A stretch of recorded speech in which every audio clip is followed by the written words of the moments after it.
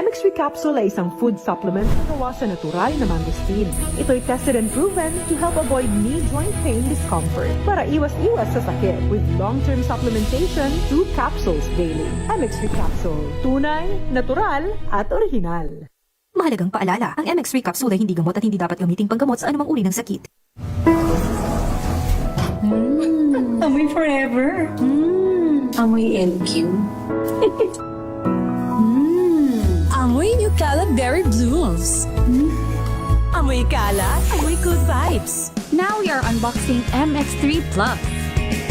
Plus because it has Garcinia mangostana, plus L-carnitine and CoQ10. Each box contains 30 vegetable capsules.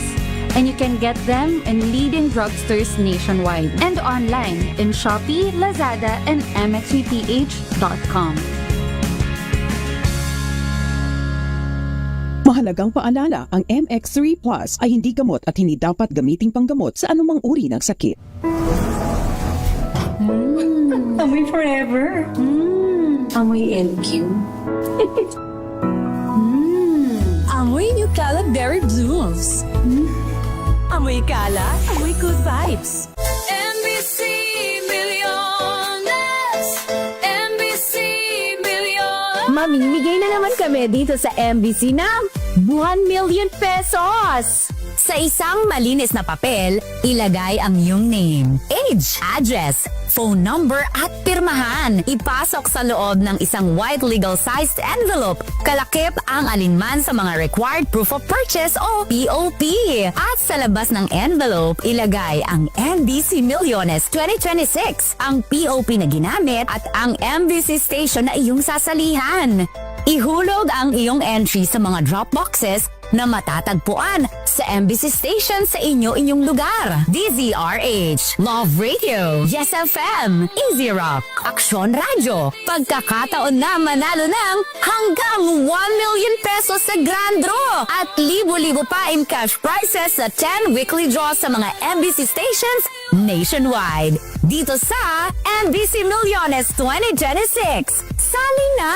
MBC Milliones is brought to you by Pride Detergent, Smart Dishwashing, Shield Bath Soap, Unique Toothpaste, White Rose, Charm Fabcon, Star Wax Floor Wax, San Miguel Pale Pilsen. See posters or visit our Facebook page for more details. Promo period is from January 10 to March 27, 2026. DTI Fairtrade Permit number FTEB 244864, Series of 2025. Drink responsibly.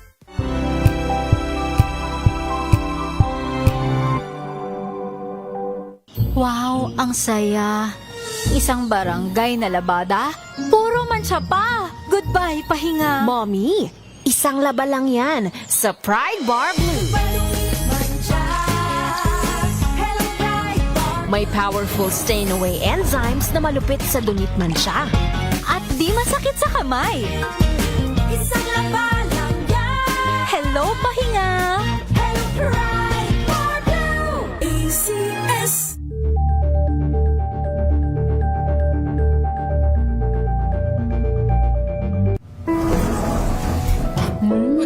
Amoy forever. Amoy LQ. Amoy New Caleb Berry Blooms. Amoy kalat, amoy good vibes.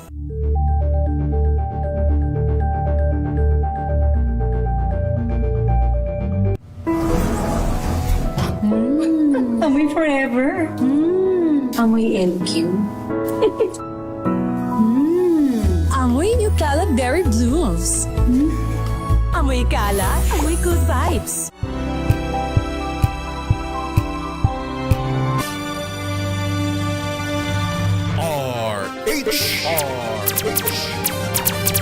Ang oras sa buong Pilipinas, 6 na minuto makalipas ang alas 4 ng hapon.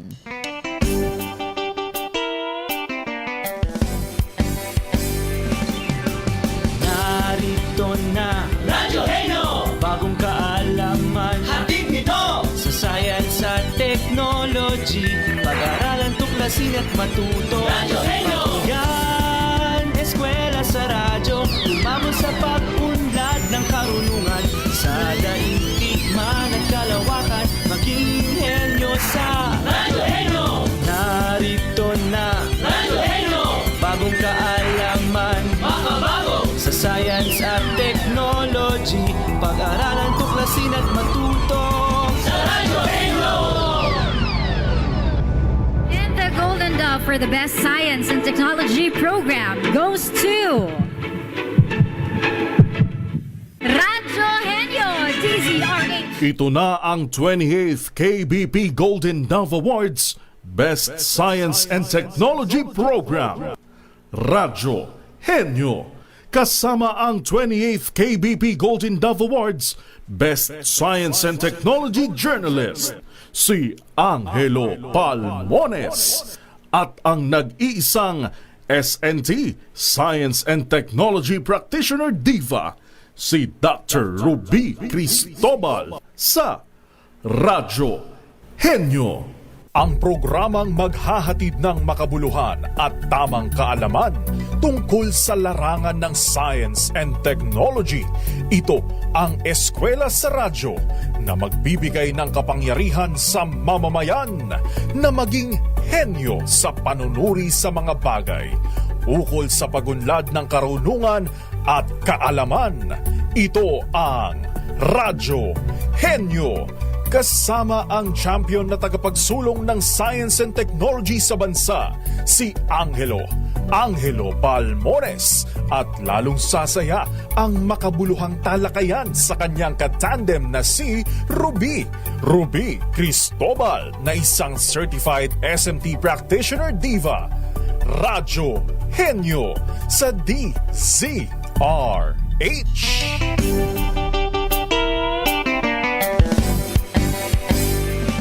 Isang makaagham na hapon, Pilipinas.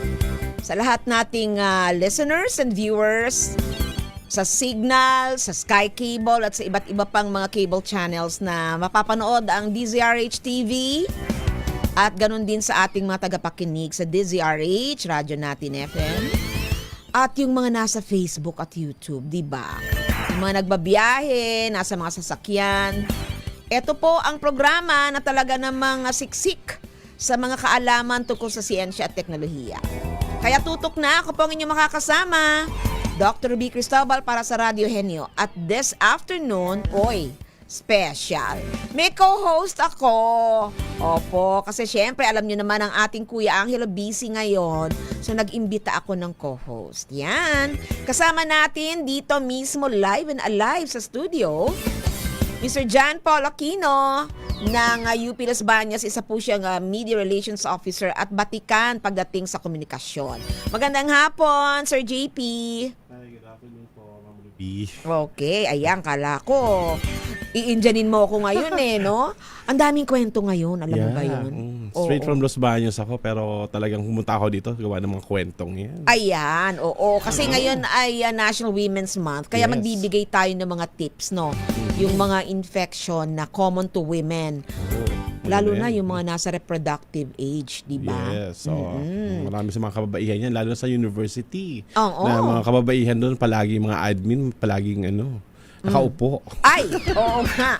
Maraming pwedeng mangyari pag nakaupo. Alam niyo yung mga sedentary lifestyle, marami hong dinadalang mga sakit yan. Kaya tayo-tayo, kilos-kilos, paminsan-minsan. At maya-maya din, mag-uusap kami ni Sir JP. Alam niyo yung pag-uusapan namin mamaya. Importante ito para sa mga gumagawa ng mga, sabihin nating paraan para maiparating sa publiko, di ba? Ang tungkol sa mga gawain ng kanilang universidad o government office or yung mga akademya, di ba? Iba pang mga klase ng educational institutions. Yung mga tinatawag nating communications officers, media relations officers, yung ng mga press officer, di ba? Yung mga nasa ganyang trabaho, naiilan-ilan pero napaka-importante po ng kanilang ginagawa. Yan ho yung tungkol sa crisis communication, science communication, development communication, health communication, at yung mga panahon na kung saan ay talaga namang hindi natin alam kung paano sasabihin dun sa mga stakeholders natin, yung mga bagay na dapat ay malaman nila para sila ay magkaroon ng sariling desisyon o aksyon sa mga bagay. Yan ho ay porte Porte, no? Porte mo. Di ba? Yeah, oo. Papaalam natin sa kanila ano yung trabaho ng isang media officer or media relations officer. Hindi lang sa isang universidad, kundi pati na rin doon sa iba pang ahensya ng gobyerno at mga private institution. Para huyang teka muna, baka ma-preempt kita eh. O siya, magko-commercial muna tayo. Huwag po kayong aalis at babalik po ang Radyo Henyo. Ang oras po ay 4:12 p.m. Ang oras na yan ay hatid sa...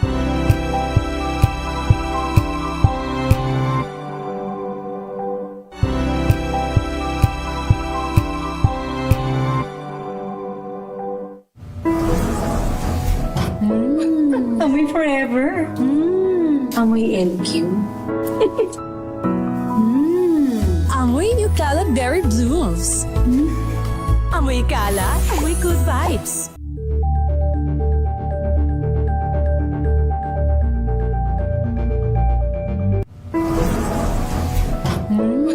Amoy forever. Amoy LQ. Amoy New Caleb Berry Blooms. Amoy kalat, amoy good vibes.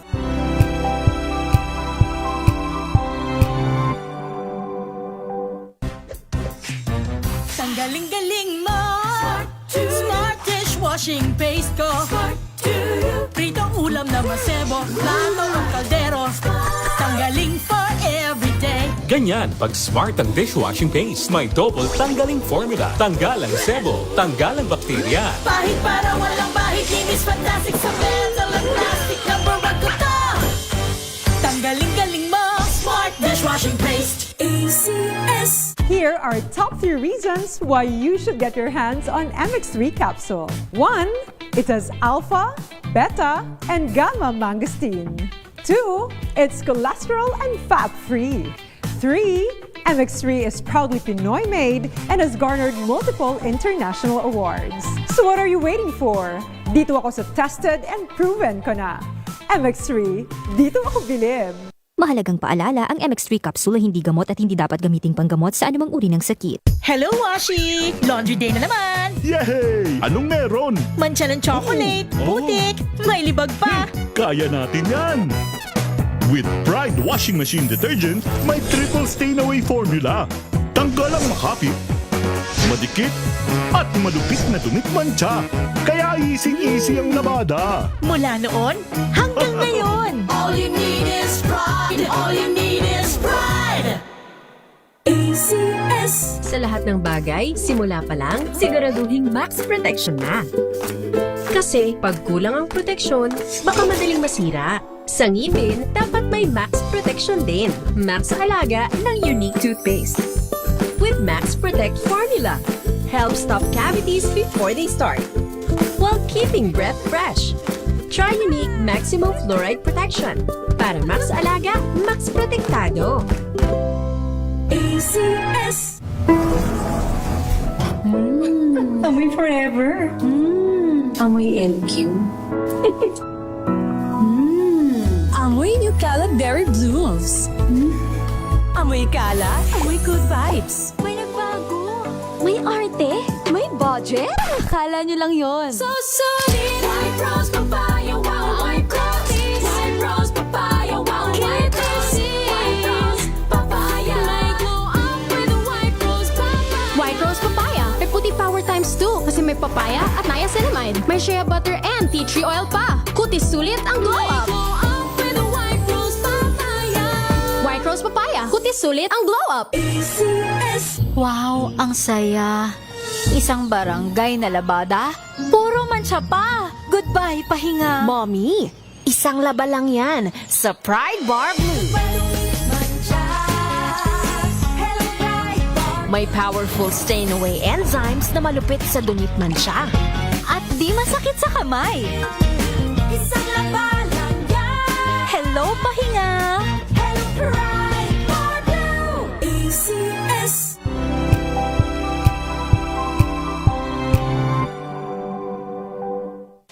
Maulan man, no worries na amoy kulog ang damit. Charm, Fab, Con, pangong pumaka-bloom. Tanggal amoy kulog sa bango ng charm. Kaya gamit ko, Charm Fabcon with Bloom Fresh technology kills 99.9% of kulob-causing bacteria. May aroma burst pa of thousands of flowers and berries. Ang sampay sa loob, no amoy kulob. Kumakaplo sa Charm! Charm Fabcon. ACS.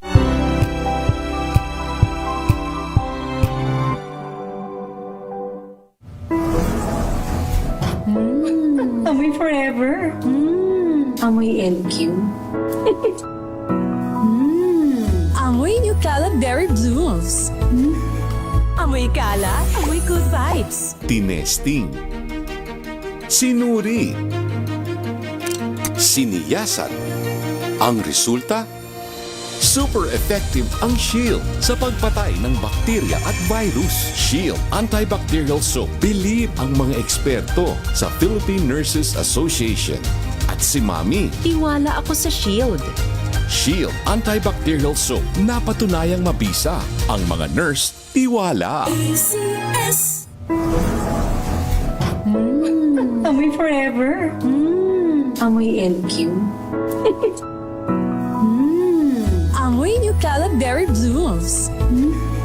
Amoy kalat, amoy good vibes. Mga dapat kainin ng isang breastfeeding mom, alamin. This portion is brought to you by ACS Manufacturing Corporation, ISO certified, maker of world-class quality Pride detergent.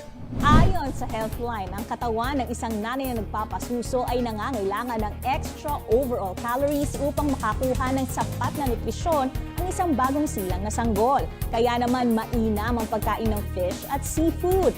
Hindi rin dapat mawala sa diet ng isang breastfeeding mommy ang meat. Siyempre, present din dyan ang gulay at prutas. At in moderation, kumain din ng nuts and seeds gaya ng almonds, walnuts at chia seeds. Kumonsumo rin ang pagkain may healthy fats. Gayon din ang mga pagkain kabilang sa fiber-rich starches tulad ng sweet potatoes, oats, and beans. At huwag kalimutan ang vitamins at ugaliing uminom ng tubig to stay hydrated. This portion is brought to you by ACS Manufacturing Corporation, ISO certified, maker of world-class quality Pride detergent.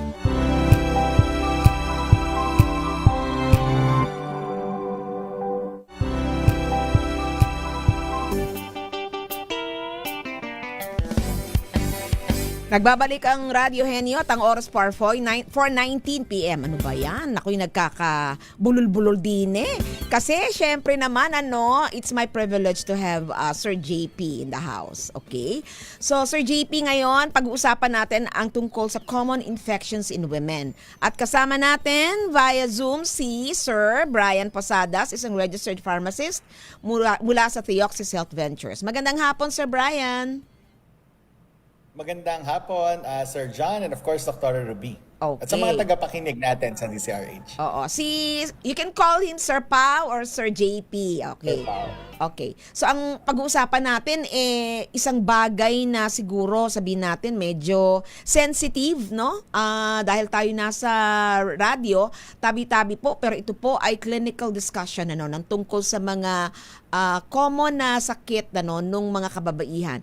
Specifically, gusto nating malaman, ano ba yung mga common infections among women, Sir Brian? Yan. Thank you, Dr. Rubino. At tama yung pasakalya natin. No? This became somehow sensitive sa kultura natin. But in reality, kailangan siyang pinag-uusapan. No? So, may mga common infections ang mga babae na nararanasan, ang mga kababaihan, lalo na dun sa kanilang vaginal part. No? So may tinatawag tayo na yeast infection, or usually these are caused by fungus. So paano malalaman ng isang babae na meron siyang yeast infection or a fungal infection? Ang simptomas niyan, makate at makapal, meron siyang makapal at maputing discharge. So usually this discharge yung para siyang kulay na cheese. No?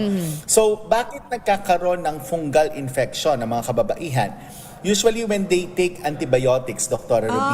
Okay. Ang misconception natin, when they take antibiotics, ang napapatay lang natin is yung mga bad bacteria. Pero napapatay din natin yung mga beneficial or yung good bacteria. So ibig sabihin, nagkakaroon ng disbalance sa microbial flora, kaya nakakapasok yung infection. Number 2, kapag ang isang babae ay may high sugar or diabetes, mas nagkakaroon ng fungal infection, kapag kapawisin or masikip yung suot na underwear, tapos hindi breathable yung underwear, no? Plus the hormonal changes. Kanina nabanggit ni Sir JP, yung sedentary lifestyle. Is it also possible? Yes, kasi kung lagi kang nakaupo, tapos hindi breathable, no, yung underwear na suot mo, at hindi ka masyadong gumagalaw, indirectly it can cause infection. So paanong paraan? Kapag ka kasi nakaupo ka lang, no, it becomes yung moisture doon sa area, mas nagiging matindi yung moisture, which is the good place where the fungus or the fungal infection, the yeast infection, mas dumadami sila. So that's the reason why kailangan gumalaw-galaw. Plus if you have sedentary lifestyle, of course you are exposed to potentially having diabetes. Tapos Dr. Ruby and Sir JP, bukod sa yeast infection, meron tayong tinatawag na bacterial vaginosis. So ano yung bacterial vaginosis? Meron siyang manipis na discharge at yung odor niya medyo fishy yung scent, no? So minsan parang, sorry for the term, medyo amoy patis minsan, medyo may lansa ng konti. So akala ng iba, ano nangyari? No? Minsan kasi kaya nga siya nagiging sensitive ang usapan kasi nagkakaroon ng connotation pag naka-infection yung babae ay dahil sa lifestyle niya, no? Sa sexual activities niya.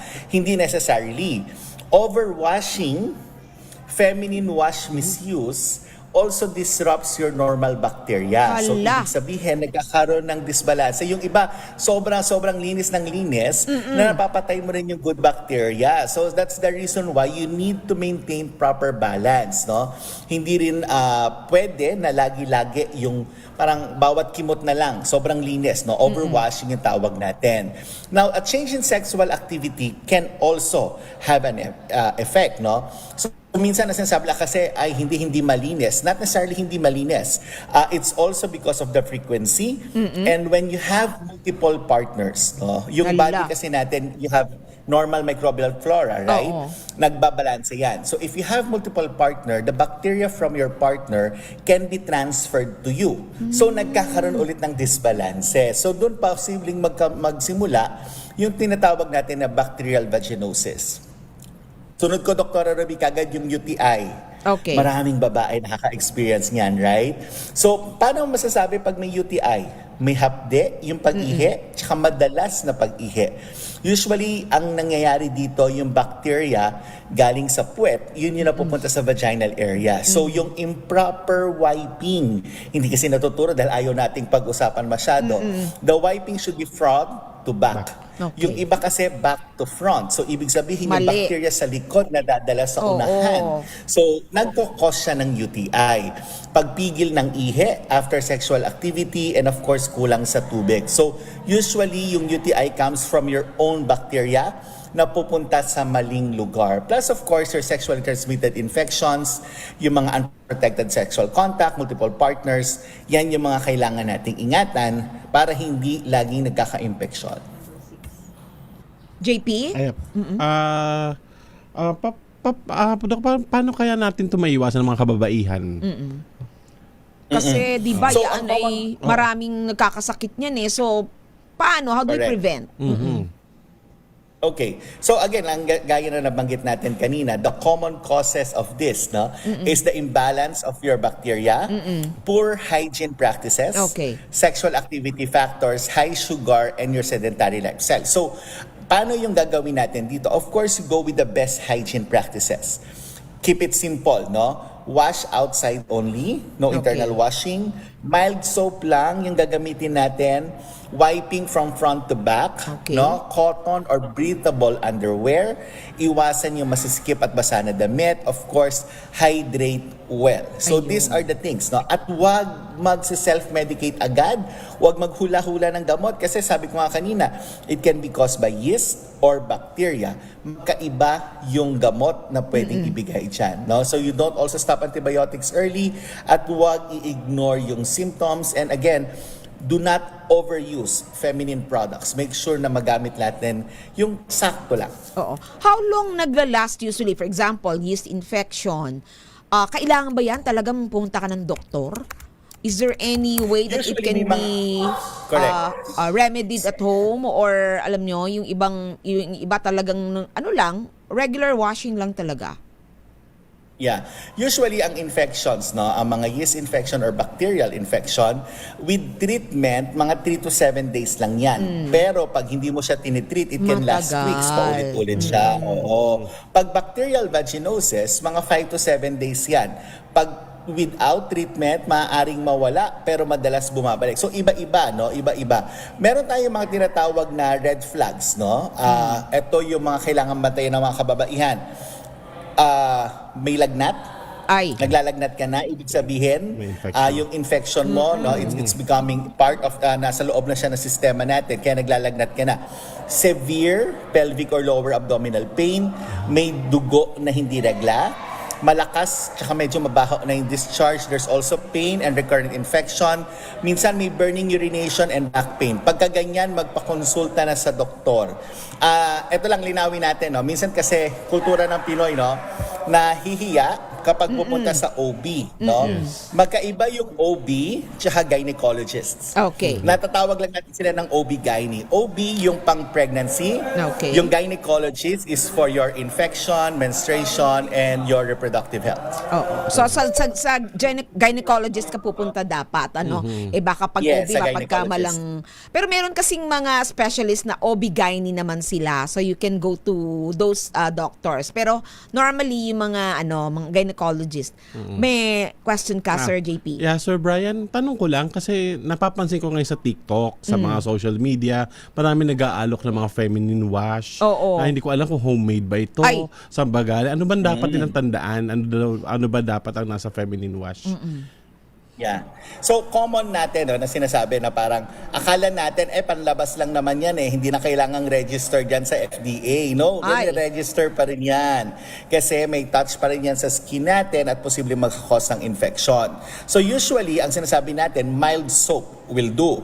No, but make sure your product is still registered with the Food and Drug Administration para malaman ano yung eksakto. Baka naman contaminated na yan, hindi tama yung pagkakagawa at mag-cause pa yan na yan pa yung may dala ng bacteria, no? So yung mga bagay na yan, Sir JP, kailangan siguraduhin, number 1, registered sa FDA. Number 2, siguraduhin na tama, alam ninyo kung saan pwedeng balikan yung binilhan, no? So that's part of your safety. So kung sakali man magkaroon ng problema, may traceability. Sino yung accountable dito. That's important.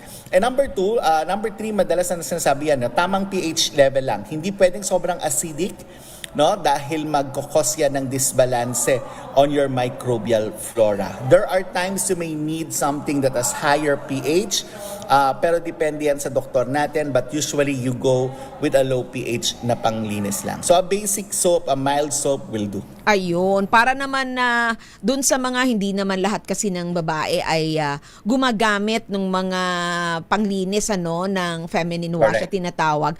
Baka akala nila ay hindi pwede ang sabon, mild soap. Yun ang sinasabi ni Sir Brian. Sir, but then again, sabi nga natin karamihan sa ating mga kababaihan ay hindi talaga used dun sa ginagamot yung mga bahagyang nararamdaman nila pagdating sa kanilang ganyang personal na hygiene o sa kanilang mga bagay na sa kanila paka-sensitive. So, paano ba nagre-recover ang katawan from these infections, Sir Brian?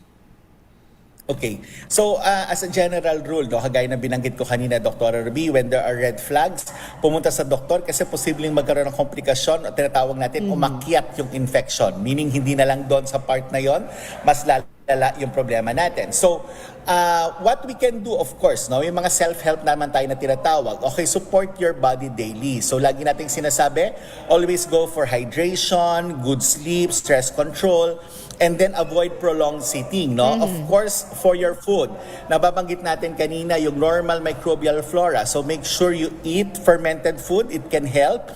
Fiber-rich diet, less sugar, fruits and vegetables. And of course, Dr. Ruby, for all infections, we always say this. It's not just how strong your immune system is, but how fast your immune system will respond. So this is where a supplement could actually help para siguraduhin na your body can easily detect meron na ba tayong infection. Dito pumapasok yung Lactococcus lactis strain plasma. So it really helps here kasi activated yung immune cells natin, yung plasmacytoid dendritic cell. Mabilis na detect yung infection, mabilis na nauutusan yung mga natural killer cells and T cells para patayin agad yung infection, mas mabilis yung recovery. But as we always say, if symptoms persist, consult your doctor para mas mabilis. Oo. So, for women, okay ang Ultabio, no, to fight all types of infection, including itong mga chlamydia or even yung bacterial vaginosis and yeast infection. Ayan. Yan muna ang ating pag-uusapan sa ngayon para sa masusunod na mga linggo. Siguro, pag-usapan naman natin ang tungkol sa mga common infections in men. Diba? Kasi meron din. I'm sure. At ito ay para naman ma-inform ang lahat, ano, na yung mga parang tinuturing yung tabu pag-usapan, yan ho ay kailangan ay hinaharap at talagang pinag-aaralan natin para tayo ay healthy. So once again, Sir Brian, maraming salamat sa iyong panahon.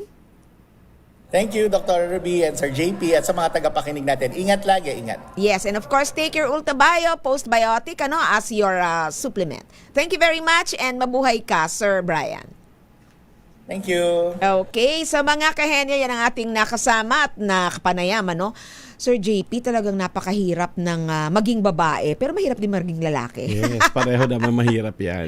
Oo, kaya lang syempre sa babae, iba may pregnancy, may menstruation, tapos may mga ganyan pang mga challenges. Kaya napaka-importante na malaman ito ng mga kababaihan. O sana nakikinig yung mga taga-UPLB Media and Communications Office para malaman natin ito yung mga bagay na hindi natin dapat sinasarili, no? Yes. Dapat ito ay kinukonsulta sa doktor kung kinakailangan. Tama. Okay, sa ating pagbabalik, pag-uusapan naman natin ang tungkol sa buhay ni Sir JP. Siya po ay si Juan Paulo Aquino. Sabi niya, hindi po ako John Paul.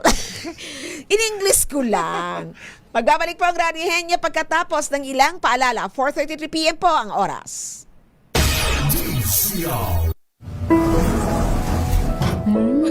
Amoy forever. Amoy LQ. Amoy Nucala Berry Blooms.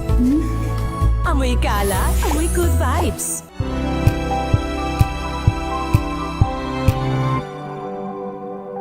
Sa puso ng kalikasan, natatangi ang prutas ng mangosteen.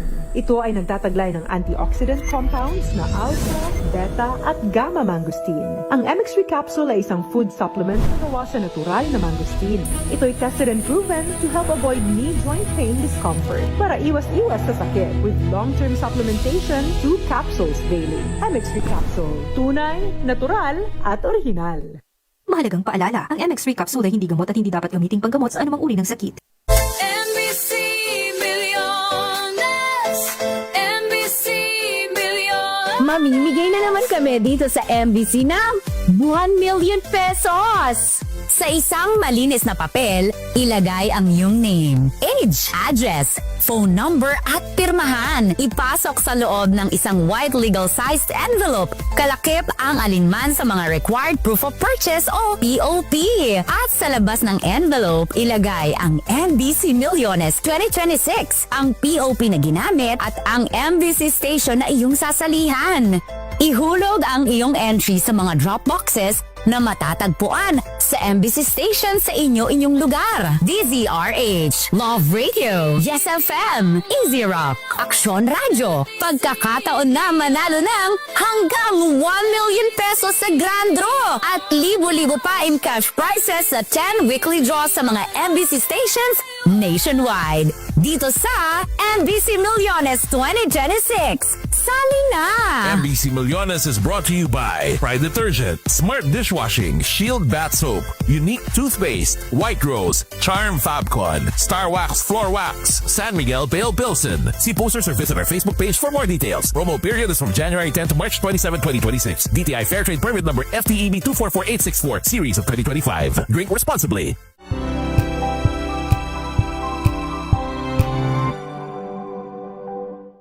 Alamin ang mga maiinit na isyung pambayan, mga balitang kailangan mong malaman, usapin sa pamahalaan, politika, ekonomiya at kabuhayan. Ito ang mga dapat mong malaman, pakialaman at pag-uusapan dahil kayo ang tinig ng mamamayan dito sa Damdaming Bayan. Live sa DZRH Radio, DZRH TV at DZRH Digital. Kasama sina Lakay, Deo Macalma at Elaine Apit. Araw-araw, Lunes hanggang Biyernes. Damdaming Bayan.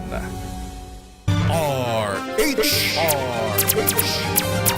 Mga kaalaman tungkol sa siyensya at teknolohiya. ST Knowledge.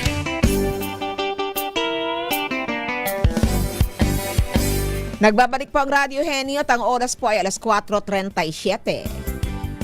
Kakaiba ang magiging talakayan natin ngayong hapon. Sabi ko nga sa inyo kanina dahil kasama natin ngayon si Sir JP. Pag-uusapan natin ang mga karanasan ng ating katuwang sa pagpapalaganap ng mga kaalaman tungkol sa siyensya at teknolohiya sa media at sa iba't ibang mga paraan. Ano nga ba ang trabaho ng isang media officer na naatasang palawakin ang ugnayan ng isang universidad na kilala bilang isa sa mga nangunguna pagdating sa scientific research and education? Paano nga ba napapanatili ang tiwala at kooperasyon ng mga nasa larangan ng media para tumulong na maiparating sa publiko ang mga benepisyo ng siyensya at teknolohiya? Lalo na yung mismong mga siyentistang Pilipino ang nagsasagawa ng pag-aaral, o bumubuo ng mga teknolohiyang magagamit sa kabuhayan. Kasama natin para sa isang kwentuhan ang Media Relations Officer, ang aking co-host ngayon ng Office of Media and Communications ng UP Los Baños, si Kuya John Paul or Juan Paulo Aquino o kilala bilang Sir Pau o Sir JP sa karamihan. Good afternoon again, JP. Welcome to this program as my co-host and of course my guest din.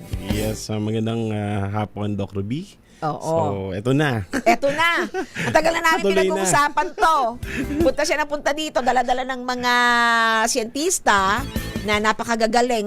Sabi ko, kwento mo naman yung tungkol sa iyong ginagawa. Kasi marami tayong mga kasama dyan sa DOST, sa UP, hindi lamang sa Los Baños, sa iba pang mga universidad, at sa iba pang mga campus, Hindi nila siguro masyadong nauunawaan yung importansya ng isang trabaho na nag-uugnay sa media at sa science, mga scientists in particular.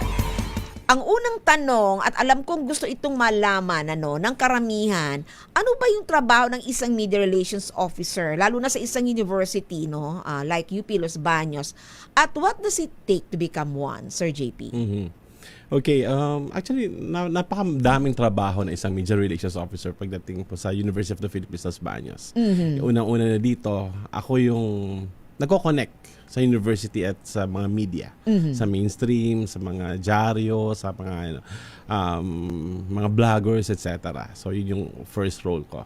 Ang next is, ako yung nagpapalaganap ng mga messages na gustong iparating ng universidad sa mga media at sa mga external audiences ng UPLB. Pangatlo is ako part ng trabaho ko to promote the university, not only the academe as academic institution but also the researches na ginagawa ng mga scientista sa university. And ako rin yung pasimuno, kaya main contact ng media, ako rin nag-arrange ng press con, if may need mag-press con, if kailangan magpa-interview ng experts namin, ng officials, etc. Ako po yung nag-arrange lahat po. Oo, dami mong ginagawa. Ilan ba yung katawan mo? Bakit tinatago mo yung ibang... May kakambal ka ba? O ano? It's quite a tall order, for one person. Isa ka lang ba na media relations officer? O mayroon ka pang katuwang? Actually, sa Media and Communication Office po, lahat naman po kami nagtutulungan. Pero as media relations officer, ako lang po yun. Ikaw yung lumalabas at nagdadala at nag-a-arrange nung mga guesting o mga impormasyon, nagdadala ng impormasyon. So apart from that, syempre experience yan. Did you study all of this o ito ba ay dala-dala na ng iyong karanasan bilang, sa iba mong trabaho noon? Actually, since 2005 hanggang 2009, I think nag-handle na kasi ako ng marketing and events ng private company pa ako noon. Hindi wala pa ako sa UPLB. Okay. And from there, we have partners na nakatrabaho ko and nagpapa-interview na rin sa media. And I think doon ako nag-start na mag-collect ng network sa media. So hanggang 2009 hanggang sa mapasok ako sa UPLB. Ayun. And And you maintain that network all throughout. Alam natin na, yan ang isa siguro sa challenges yan ng mga nasa komunikasyon, lalo na sa gobyerno, no? Yung magandang relasyon sa media. Kasi conduit natin yan, di ba? Hindi naman laging face-to-face with the public, Hindi naman pwedeng lahat ay General Assembly ng publiko. Napakalaki ng Pilipinas, Napakaraming tao at iba-ibang sektor. Yes. But then again, dahil yan nga sabi mo, dati mo nung ginagawa, you maintained a network, ang dalas magpalit ng mga tao sa media. Yes. Dito lang sa, di ba, sa dyaryo, hindi naman permanente yung may hawak ng mga beat, di ba? Yes. So, paano mo na-maintain yung malawak na ugnayan sa mga media people? Kasi parang ako, as I would know it from you, personal yung nagiging connection sa kanila after a time. Of course, the official is still there. Pero, kumbaga, paglipat ng isang tao, nasusundan mo pa rin. Yeah. So, what's the secret behind that? Actually, siguro it's the trust na nabuo ko with my media friends. Kasi I consider them as family. Hindi ko sila kinoconsider ibang tao na, tiga GMA yan, VIP to, etc. After some time, nagiging friends na kami. Yung tipo magka-textmate na, personal na yung Pero hanggang doon lang yun. I mean, wala nang ibang Pero, yun nga, nag-i-endorse sila sa akin. Halimbawa, JP, papalitan na ako ni ganito. I'll be transferring to another media. Ayun, yun ang maganda. Oo. Kasi nanghihingi rin pa rin sila ng mga pwede nila i-feature, pwede nila i-cover. Kasi yun naman yung tulungan lang naman kami. I think that's one thing na proud ako na madali ko silang nahahanap yung kiliti ng media. I mean, nakaka-close ko sila talaga kaagad-agad. Oo. Alam mo, importante yung ability to connect and of course to be able to choose the story, di ba? Na gusto mong itawid. Hindi naman lahat yan ay pareho yung pinipitch mo. How do you pitch your topic to the media? Actually, maswerte po ang UPLB kasi we have this UPLB updates that we send via email. Nasa database na po namin yung mga media media partners namin, mga reporters, mga desk. So sila na yung na-contact sa amin pag minsan and tatanong nila kung sir, pwede ba i-feature to, ganito. So, yun. Minsan naman ako yung nagpipitch, lalo na pag may events ang UPLB, may achievements yung estudyante namin, may award ang UPLB, and we have this big event, big MOA signing, etc. So, yun, pinipitch po namin. So, we email them through the desk, and then if a-follow up namin, if they can cover it, then yun po. Ganun po. I think, naisip ko lang kasi I enrolled dati. Yung company ko dati, they enrolled me in one of the parang training Dale Carnegie. Yeah, nag-Dale Carnegie po ako, class 898. Okay. How long is the training on I that? think that's 2 months training. Pero every Saturday lang po. So 12 Saturdays yun. And I think dun ko na-open yung pagiging getting out of your comfort zone kasi yung yung topic lang. Okay. So I think sabi nila kapag daw nag-training ka ng getting out of your comfort zone, 90% nagre-resign doon sa company pinanggalingan. So ayun. Kasi nga getting out of your comfort zone, so that means exploring other possibilities. So maganda naman yun. And with the media, alam natin na sabi ko nga, papalit-palit ng beat. Tapos, iba yung kultura ng radyo at bawat network, radyo parang pare-pareho yan. Iba-iba din yung culture. No? So, hindi talaga madali yung pagkakaroon ng, ano bang masasabi dyan, ugnayan na pwedeng-pwede ka laging sabihin na natin, minsan makikiusap ka, di ba? Pitching is really something that we do at the formal side. Pero kung yan ay biglaan, pinapasingit, di ba? So, hindi madali on what are the challenges that you have encountered in doing your work? Especially, ano ba yung mga kiliti ng media na alam mong dapat ay ito yung sikreto, no? Para mas maging sabihin natin katanggap-tanggap yung mga pinipitch mong mga stories. I think ma'am, parang for example, may pinapakiusap kami na possible ba na i-cover to, possible ba na feature to. So pag in-approve nila, pag sila naman yung humingi, in return naman you give them the favor naman na ano. So, kasi na nang ma-interview on this issue, di ba? Yes. Actually, ma'am, one of the challenging na nahawakan ko is during the pandemic. Kasi I think we have these 3,000 stranded students in Los Baños. Oo nga. And I think parang 1 week na lang namin mapapakain sila, and then we have to contact the media. Di nakauwi kasi may lockdown. Yes. Okay. Ma'am, that time, di ba, mag-Holy Week. So, holiday ang media. So, nakiusap talaga ako sa networks na kung pwede kaming mabigyan ng chance na manawagan. Okay. So, for contributions, for donations, food donations. Yes. So, I think in 1 week time, we were able to raise 1.5 million in cash and in kind. So, thankful ako kasi we have this alumni sa media na inaalagaan din namin, and then so yun, nakiusap talaga kami. So I think that's one of the challenging. Another challenging is siguro yung during the Kukulisap. Kasi parang hindi na kami natutulog, ma'am. Kasi yung experts that is being interviewed na Ba't hindi yun no? Anong year yan? I think na parang nagkaroon ng infestation ng marami talaga. 2015, ganun, ma'am. Oo, sa coconut talaga. So, parang hindi kami natutulog. Meron pa isang reporter, ma'am, na talagang sinundan niya, kinukulit niya kami kahit madaling araw. At iilan lang naman yung willing na na media, na ano mo ba yon, na nagkakaroon ba ng gano'n, sige, itong media naghihingi ng mga tapos hindi mo alam mo, minsan hindi mo talaga basta-basta, dahil minsan nasa abroad yung scientist. What do you do dun sa mga parang naghahabol ka dahil kailangan ng media?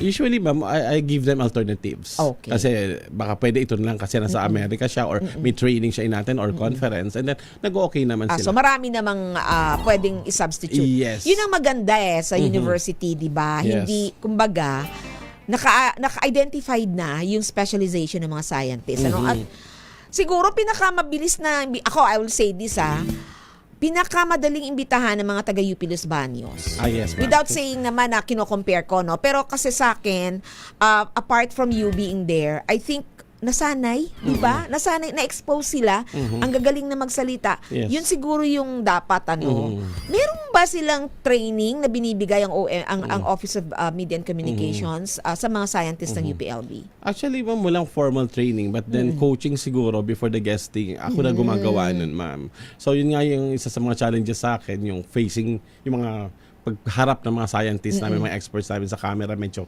nahihiya sila. Nakikinig naman sa'yo. Oo naman, ma'am.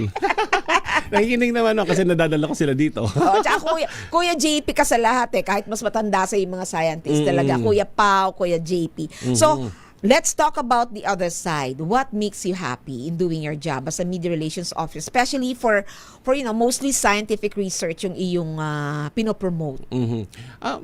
May siguro ang nagpapasaya sa akin is yung matulungan ng universidad na mailabas yung mga technologies, yung maimbitahan yung mga guests namin, ma-interview sa TV, and after nung interview, nakangiti sila. Ayun. Tapos sasabihin sa'yo, sir, salamat po na iraos natin. Then, sa second time na maimbitahan sila, sir, sige po, go ako. Ayun. Wala nang alinlangan or wala something. nang kaba.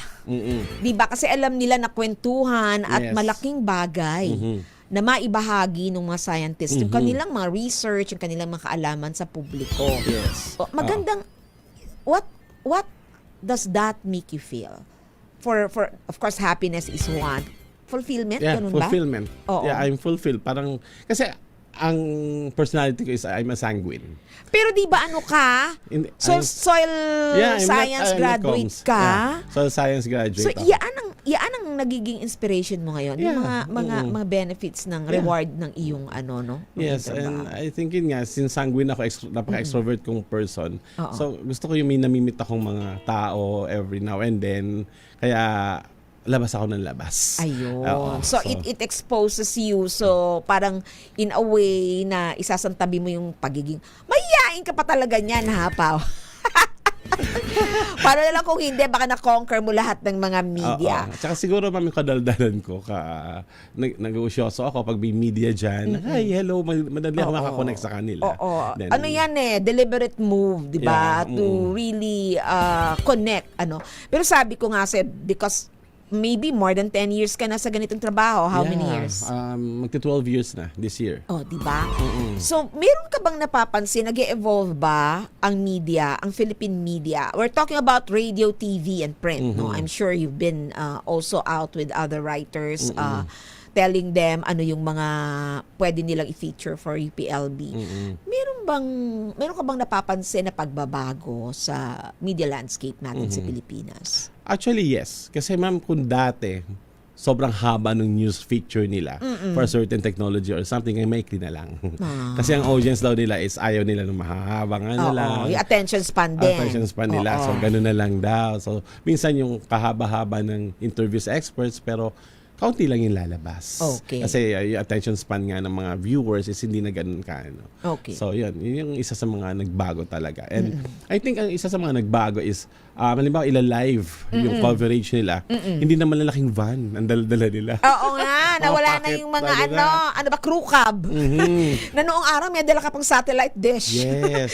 'Di ba? Ma'am, may kwento ko lang. Actually, yan yung unang, I think, audition ko sa Media and Communication Office. Kasi wala pa ako sa OPR nun We call our office OPR pa nun. Si Bam Alegre, one of my, tinagtanong siya kung anong ma-feature niya for Christmas. So sabi ko, meron kami Christmas. Saan na ba si Bam ngayon? Sa GMA pa rin. Okay. Okay, so sabi ko, sige, meron kami ditong Christmas lighting then homecoming ni Arela Arida.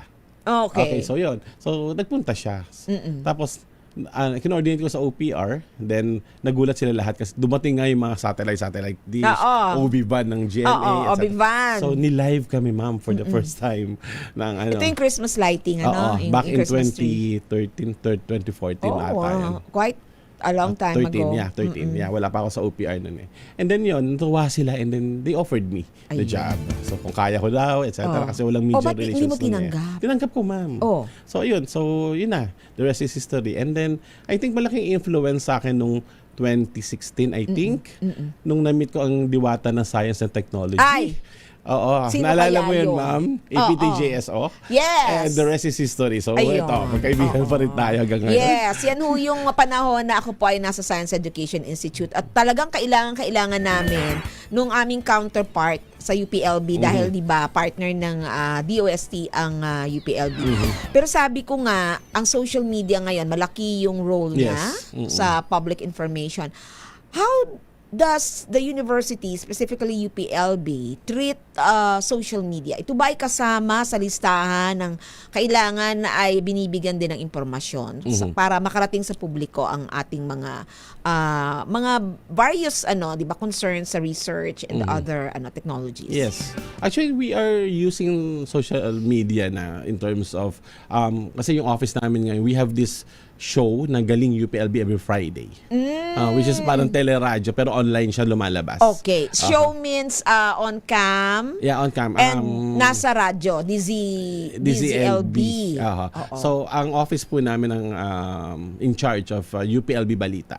So, ang binabalita po namin is yung mga technologies, mga events, at saka mga achievements ng UPLB. So, I think yun yung isa sa mga so you welcome social media as a form of as a channel for community. Wala naman tayong choice, di ba? Kasi sila na talaga yung whether you like it or not dominant. Pero sabi ko nga, in terms of credibility, mainstream tayo. Kasi kailangan chine-check nyo lahat kasi yung mainstream nandun din sa social media yan. Pero meron din pong mga content creators na minsan hindi lang nagsishare o nagta-translate nung mga alam nilang magagamit nila as content.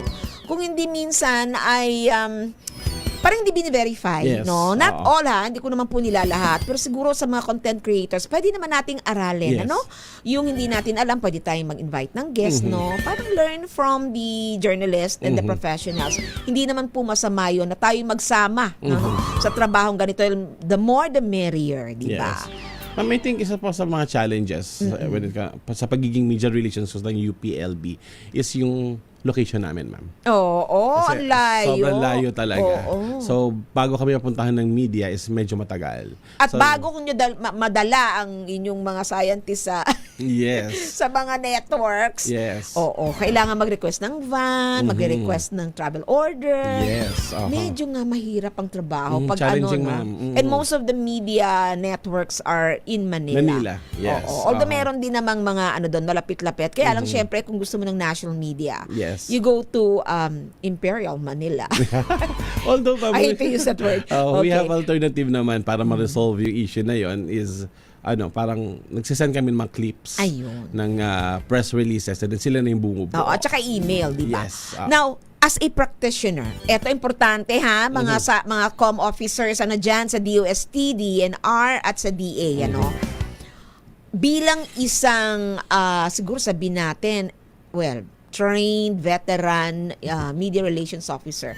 Ano yung mabibigay mong payo doon sa mga budding media relations officers ng mga government agencies, lalo na yung sa mga binanggit kong kagawaran at doon sa mga nasa industry din? Yeah. I think number one is totoo lang ang sabihin mo. I mean, be truthful. Huwag kang mag-imbento. Be authentic. Oo. Huwag kang mag-iimbento ng hindi totoo. I mean, just to convince. Yes. Oo. Then, alagaan mo ang media. Alagaan ang media. Not monetary na alagaan. Hindi. Ayaw natin ng envelopmental journalism. We don't do that. Ethics UPLB. in journalism. What I mean is, kausapin mo sila paminsan-minsan, mag-coffee kayo. You maintain your relationship mo with media. At the same time, wag mo silang gutumin sa mga impormasyon about this UPLB. Kala ko anong gutumin. Pero tama yun, pag binibigyan ka ng storya, dapat kung alam mong oras ng press ko, hindi naman pwedeng, di ba, hindi mo papakainin kasi they go out of their way. Yes, oo. So yun, may mga tokens. Busugin mo sila sa token. Pampalubag loob, wag lang cash. Tsaka ma'am, I think matetestify naman to ng mga reporters na na-handle ko. Pag sa UPLB sila nag-interview at nag-cover, wala silang problema. I mean, ako yung gumagawa for them. Provide transportation, pati yung kailangan nila. Yes, coordinated. Yung mga press kits. Yes. Ay, importante yung press kits, no? Oo. Minsan kasi may mga na-attendan ako, walang press kit. Basta, kaya po kami you can just take down notes and then pero natuto na rin after some time pag bumalik na, dahil minsan syempre matanda ako at kilala ko naman sila, sinasabihan ko na dapat kahit na alam ninyong puro veterano kaming dadating, bigay pa rin kasi baka magkamali pa rin, di naman lahat naririnig mo, diba? So ano pa bukod doon sa mga nabanggit mo? I think for me lang yung mga ginagawa ko, I think yung tsaka lang, respeto sa isa't isa. I think you maintain yung respect sa isa't isa. Kasi, yun, pinakamahalaga.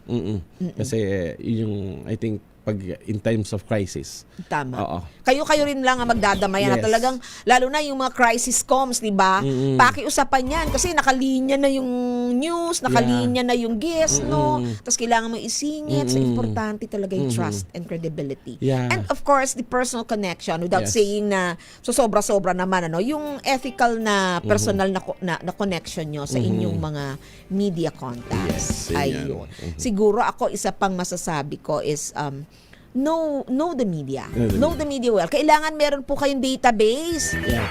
Meron kayong, alam nyo kung saan nagpupunta kasi lipat-lipat ang media no? Hindi naman, lalo na pag reporter pa lang, usually yan, from one network, kung TV yan, tumatalon-talon yan, or minsan nasa dyaryo na, no? Hindi mo alam. Katulad nung isa rito, niwan na kami. Pumunta na, Jimmy! Christian. Well, okay naman yon kasi diba, may mga bagay na iba yung plano ng mga tao. So, dapat mag-maintain ng media contacts database. Yes. At yun ay ina-update every time. Oo. Kailangan Importante updated yun. ka. Meron ka ba nun? Kasama ba ako doon? Yes, oo naman, ma'am. Oo. So, very important. So, thank you very much. Maraming matututunan yung mga manonood nito kasi nasa Facebook naman tayo. Pwede nila tong i-replay.